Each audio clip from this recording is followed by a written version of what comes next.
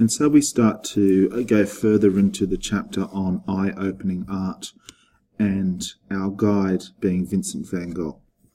And we started today on this particular page, which is talking, continuing the idea of about objective truth and subjective aesthetic when it comes to what we see and what an artist will render.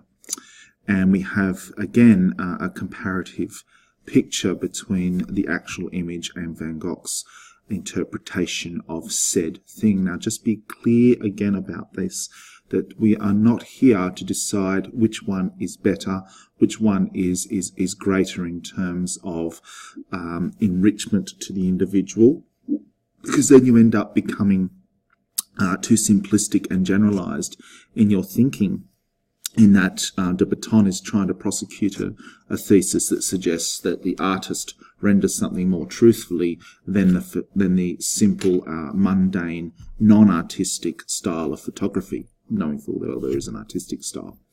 He is not postulating on that at all. What he is suggesting is that truth and aesthetics are both ways toward the idea of beauty and to what we must sense when we experience a place. So I highlight this little part here.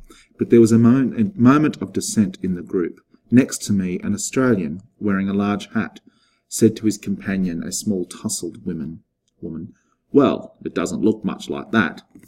It's intriguing that he decides to pick on the fact that the gentleman is indeed an Australian.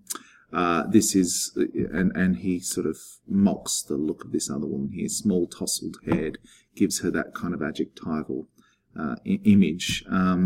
And this is someone suggestive of a person who can't find their own art.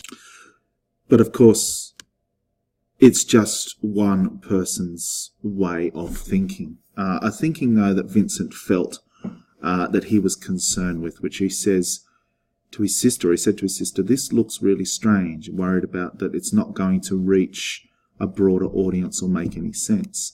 And he puts in this lovely quote, and you've got to say to yourself, de Botton is very good at letting his guides speak for him.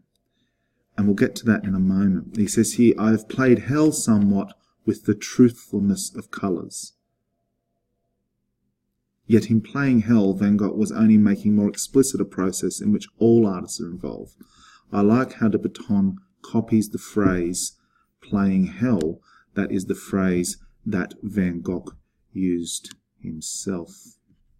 Fantastic hyperbole there. But the word truthfulness, as you know, is always linked to arguments about beauty and aesthetic, and whether something is rendered truthful because it is beautiful, or rendered truthful because it is delivered in an objective frame of reference. So artistically, you get the language of someone like Abraham Lincoln, who asked for a warts and all picture rather than an aesthetic picture, because that is more truthful.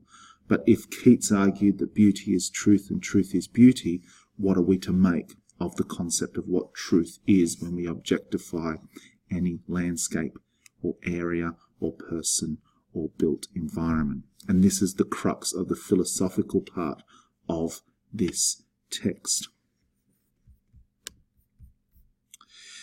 We go on and we see the photos here. This is obviously our Australian in the broad-brimmed hat, doing what is very clearly touristy things. And I'm being very clear about that today as well, that this book is not an attack on tourism and travel over tourism or some kind of elitist piece of work.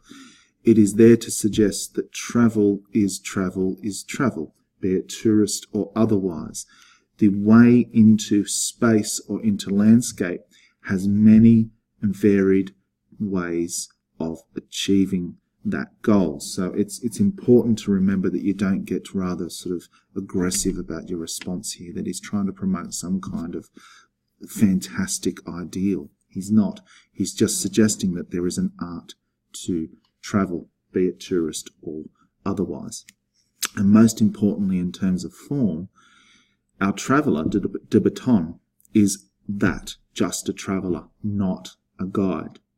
He's been very, very clear throughout the book that the guides are named specifically: Baudelaire, Van Gogh, Wordsworth, come what may. He is, like us, the observer. This is not a travel diary.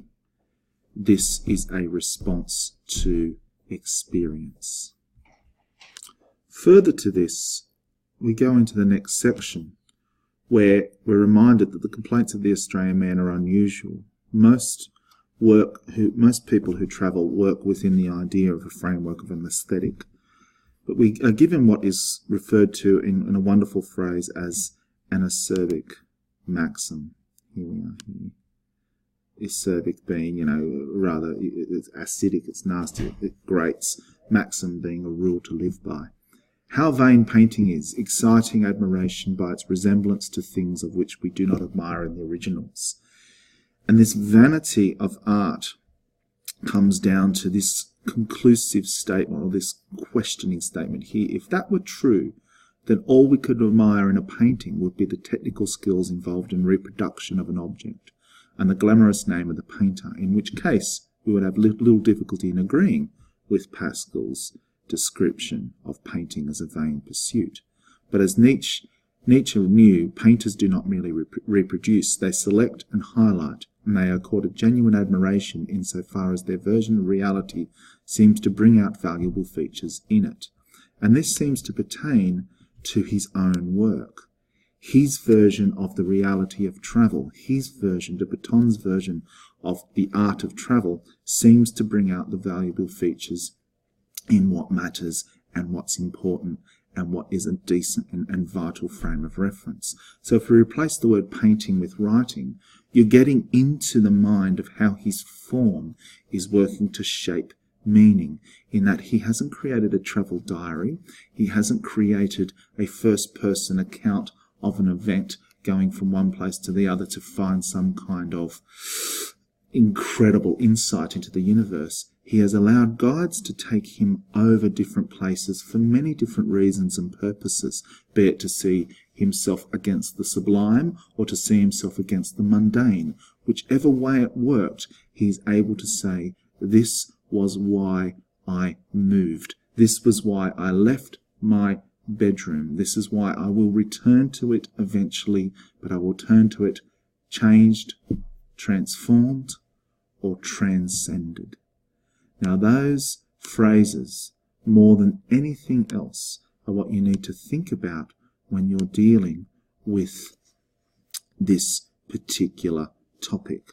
Change in you, change in the participants in the story, the voice, de Botton's voice, and change in the broader sense of where we are. Okay, so change.